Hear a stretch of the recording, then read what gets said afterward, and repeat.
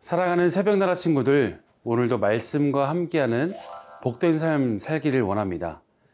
불굴의 의지라는 말 아시죠? 어떤 상황에서도 결코 굽혀지지 않는 뜻이라고 볼 수 있는데요. 무엇인가를 이루고자 하는 강력한 마음이라고 할 수 있습니다. 하나님께서도 우리를 향한 절대 굽어지지 않는 의지를 품고 계십니다. 그 의지는 바로 우리가 부족하고 연약할지라도 회복시키시고 구원하시는 사랑입니다. 오늘 말씀의 제목은 하나님의 의지입니다. 오늘의 말씀은 에스겔 20장 33절에서 49절입니다. 내 삶을 두고 맹세한다. 강한 손과 쭉 뻗친 팔과 쏟아부은 진노로 너희를 다스릴 것이다. 주 여호와의 말이다. 내가 강한 손과 쭉 뻗친 팔과 쏟아부은 진노로 너희를 민족들에게서 이끌어내고 너희가 흩어져 있던 여러 나라들로부터 너희를 모을 것이다. 내가 너희를 민족들의 광야로 데려가 그곳에서 너희를 대면에 심판할 것이다. 내가 이집트 땅의 광야에서 너희 조상들을 심판했던 것처럼 너희도 그렇게 심판할 것이다. 주 여호와의 말이다. 내가 너희를 지팡이 아래로 지나가게 하며 너희를 언약의 관계에 들어가게 할 것이다. 내가 너희 가운데 내게 반역하는 사람들과 죄 짓는 사람들을 없애 깨끗하게 할 것이다. 내가 그들이 머물러 살고 있는 땅으로부터 그들을 이끌어내겠지만 그들이 이스라엘 땅으로는 들어가지 못할 것이다. 그러면 내가 여호와임을 너희가 알게 될 것이다. 너희 이스라엘 족속아, 주 여호와가 말한다.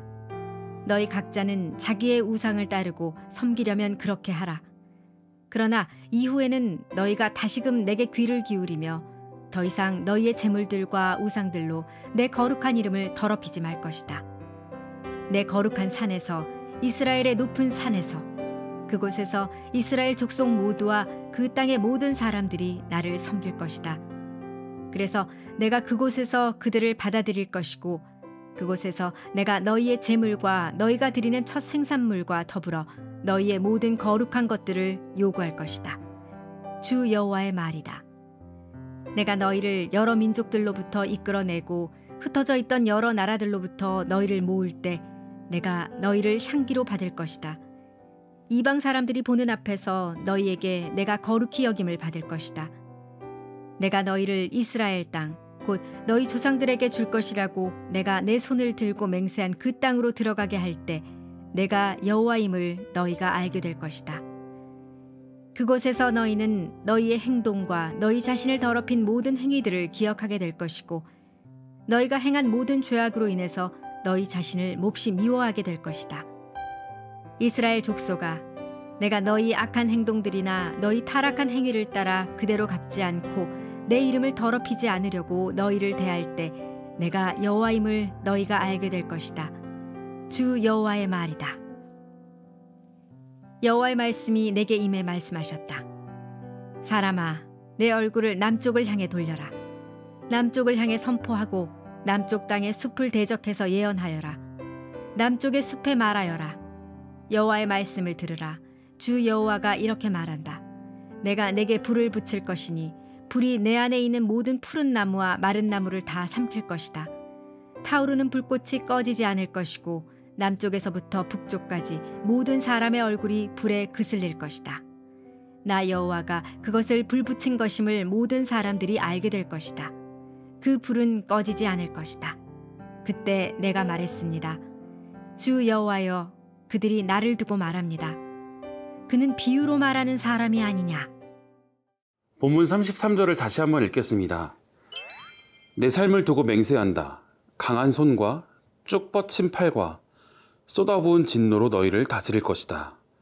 주 여호와의 말이다. 여러분, 이 구절을 읽으면서 어떤 느낌이 드시나요? 하나님께서 정말 강력한 모습으로 나타나고 계시죠. 강한 손, 쭉 뻗친 팔, 쏟아부은 진노. 이런 표현들은 하나님의 절대적인 권세와 능력을 보여줍니다. 하지만 여기서 우리가 주목해야 할 것은 반드시 너희를 다스리리라 라는 말씀입니다. 하나님께서 왜 이렇게 강력하게 개입하시려고 하실까요? 34절 말씀 다시 한번 읽겠습니다. 내가 강한 손과 쭉 뻗친 팔과 쏟아부은 진노로 너희를 민족들에게서 이끌어내고 너희가 흩어져 있던 여러 나라들로부터 너희를 모을 것이다.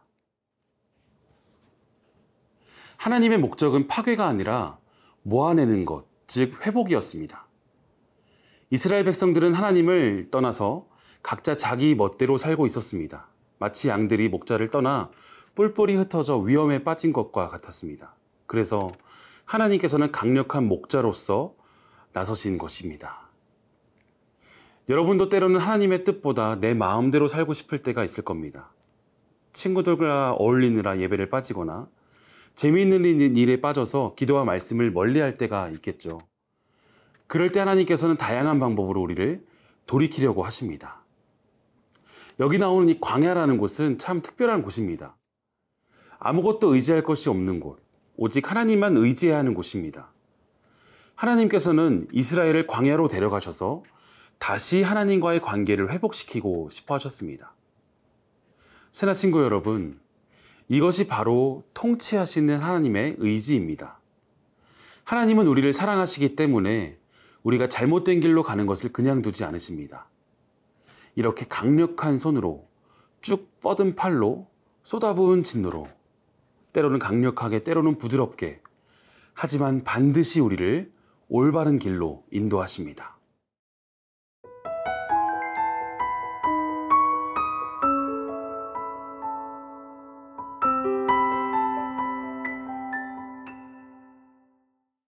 이번에는 40절 말씀 함께 같이 읽겠습니다. 내 거룩한 산에서 이스라엘의 높은 산에서 그곳에서 이스라엘 족속 모두와 그 땅의 모든 사람들이 나를 섬길 것이다.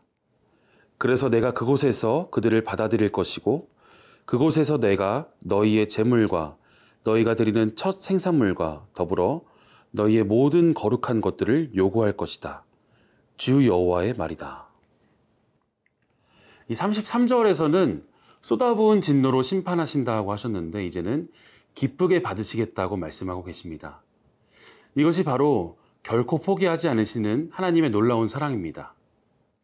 하나님께서는 이스라엘 백성들이 죄를 지었지만 그들을 영원히 버리지 않으셨습니다. 오히려 그들을 깨끗게 하시고 새롭게 하셔서 다시 하나님을 섬기는 백성으로 회복시키기를 원하셨습니다. 정말 신기한 것은 43절을 보면 하나님께서 백성들이 스스로 한탄하리라고 말씀하신 점입니다. 이것은 진정한 회개, 마음으로부터 우러나오는 뉘우침을 의미합니다. 하나님은 억지로 복종하는 것이 아니라 우리가 진심으로 하나님을 사랑하고 따르기를 원합니다.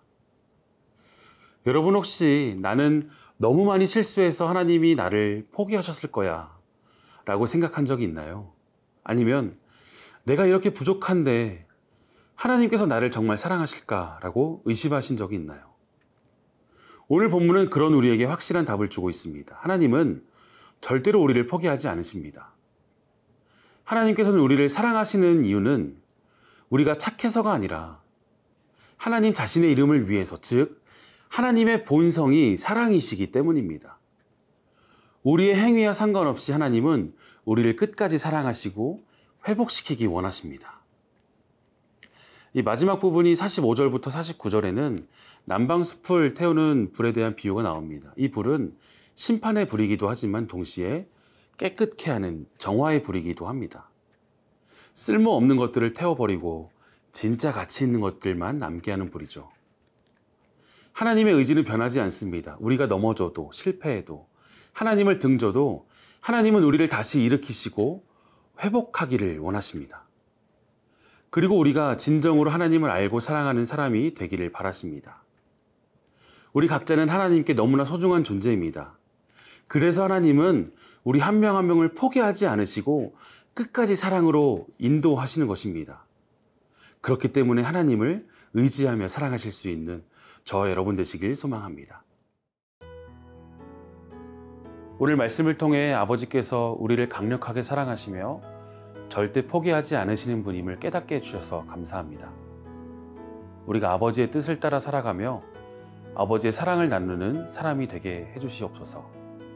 예수님의 이름으로 기도합니다. 아멘.